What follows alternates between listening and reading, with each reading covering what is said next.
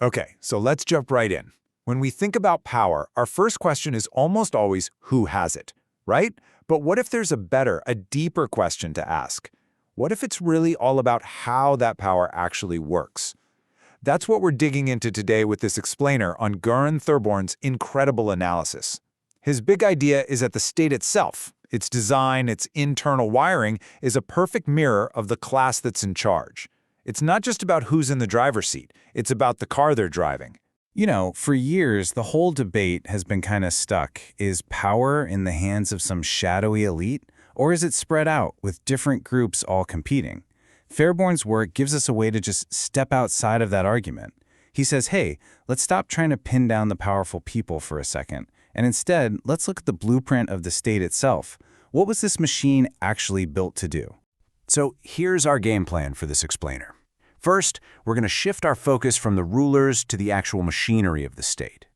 Then we'll line up 3 different historical models of that machine to see how they tick. We'll get into their operating systems, the kind of people who get to run them, and what their ultimate purpose really is. And to wrap it all up, we'll see how this whole framework gives us a fresh take on one of the most famous questions in all of politics. All right, Section 1. The central idea here, the thing we really need to get, is that we have to look past the faces in charge and ask a much more basic question. How is the state itself put together? Is its very structure designed to automatically maintain a certain kind of society, no matter who you vote for or who's calling the shots this week? And this quote from Marx and Engels, wow, it just nails the concept. The state isn't some neutral tool, like a hammer that anyone can just pick up and start using. No, it's way more like a highly complex machine, engineered for a very specific job. You wouldn't try to bake a cake with a machine designed to assemble a car, right? The very design, Therborn argues, has a class character built into its DNA. So to make this idea less abstract and more real, Therborn lays out 3 big historical examples of state types. By comparing their blueprints, we can really see how the internal wiring of each one reflects the society it was built to govern. Okay, so here are the 3 big models. First up, you've got the feudal state. This one is all about who you are and what land you own. Think lords, vassals, personal loyalty, that whole deal. Then there's the capitalist state. It's built on totally different foundations: impersonal market rules and the private ownership of capital. And finally, you have the socialist state. In this model, it's based on collective ownership, but it's still wrestling with that old division between mental and manual labor, the thinkers and the doers. These are the unique social foundations that each state machine is built on. Now we get to the really juicy part, the core of the whole analysis. How do these different states actually work day to day? To explain this, Therborn gives us a really powerful concept he calls organizational technology. This is the secret sauce, the fundamental way each state actually gets things done. So, what on earth is organizational technology? It's a bit of a mouthful, right? But the best way to think about it is as the state's operating system. You know, like Windows or Mac OS. It's not just the laws on the books, it's the entire method it uses to function. How it handles information, how it organizes its staff, how it spends its money. It is the deep internal logic of the machine. And this is where it gets super interesting. Check this out. The feudal state's operating system is personal loyalty. It all runs on service to a specific person above you. The capitalist state, its OS is bureaucracy. Impersonal, predictable, based on calculable rules. And the socialist state in this model runs on a completely different system: political commitment and mass mobilization, led by people called cadres, who are basically dedicated political organizers. We're talking 3 totally different ways of organizing power. And of course, these operating systems don't just stay frozen in time. The capitalist state is a great example. It started with that classic, rigid, bureaucratic state that Max Weber wrote so much about, all based on rules and legal knowledge. But over time, as capitalism changed, it added a new layer on top, a more flexible, hands-on managerial technocracy. This part was less about following the rules to the letter and more about using technical expertise to get real-world results, kind of like how a big corporation operates. Okay, so a machine needs operators, right? And if each state has a different operating system, it only makes sense that they would need different kinds of people to run them. So, the next big question is, who gets hired for the job? Who gets to sit in the driver's seat? And the contrast here is just night and day. In the feudal state, getting a job in the state is all about who you are. Your family name, your bloodline, your personal connection to the king. It's all about identity. In the capitalist state, the official story changes. Now, it's about what you know, your university degree, your special skills, your raw talent.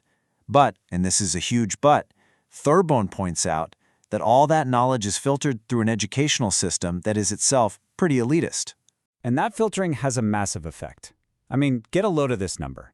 Even with a system that's supposed to be based on pure merit, Therborn's sources found that a whopping 80 to 95% of the top civil servants in capitalist countries came from outside the working class. That just goes to show you how the people inside the machine are often drawn from a very, very narrow slice of society. And if you want to see this in stark black and white, this table is wow. It's especially powerful when you look at who holds the state's ultimate power, the military officer corps. The data here is just staggering. In the middle of the 20th century, the number of officers from working-class families was practically zero in West Germany and only 2% in the US. Now look at the other side. In the Soviet Union and East Germany, it was almost half or even more. That reveals a fundamental difference in who is chosen to wield the state's monopoly on force. So, we've got the machine's design, we've got the operators, but what's it all for? What's the point of it all? Let's look at the ultimate purpose, the core mission that each of these state machines is actually built to accomplish. And again, the purpose shifts like crazy. The feudal state's job is basically to uphold tradition and protect the aristocracy's lifestyle. The capitalist state becomes more of a referee. Its main job is to draw a thick line between the public state and the private economy, and then enforce the rules of the market. But the socialist state? Whoa, that's a whole different ballgame.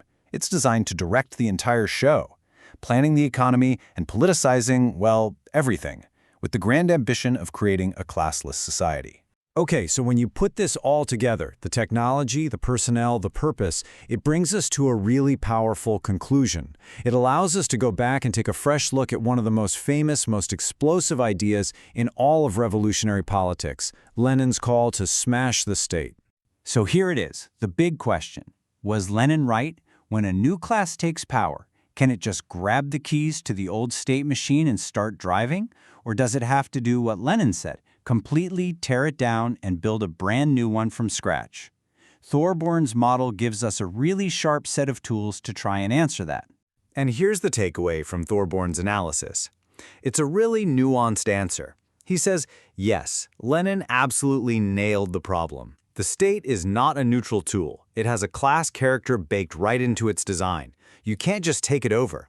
But, Therborn argues, Lenin was maybe a little utopian about the solution. He kind of confused the messy, difficult, contradictory process of building a new kind of state with the final goal of a perfectly classless society. And he was so focused on defending it from the outside that he maybe didn't see all the internal challenges it would face. So if you smash the old bureaucratic machine, what do you replace it with? According to Therborn, the answer isn't just simple bookkeeping. It's a completely new organizational technology. He calls it cadre organization. The best way to think about it is less like a formal government agency and more like a permanent political campaign.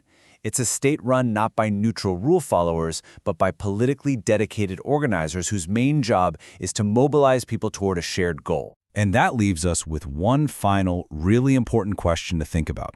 If Therborn is right, if the state really is a machine with a built-in design and not just a neutral tool, well, that forces us to look at our own world in a completely different light. It makes you ask, how does the specific design of our state, its bureaucracy, who it hires, its core purpose, how does that machine actively shape our economy, our politics, and our everyday lives? What, at the end of the day, is our state really built to do?